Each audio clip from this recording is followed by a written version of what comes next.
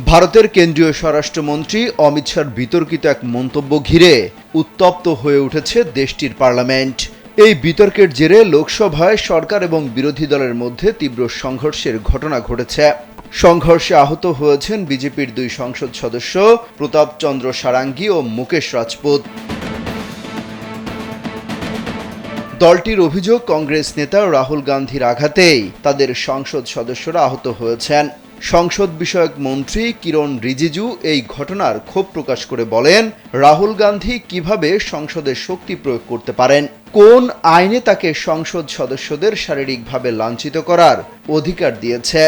রিজিজু আরও দাবি করেন, জাপানিজ মার্শাল আর্টে ব্ল্যাক বেল্টধারী রাহুল কি সংসদ সদস্যদের আঘাত করার জন্যই কারাতে শিখেছেন?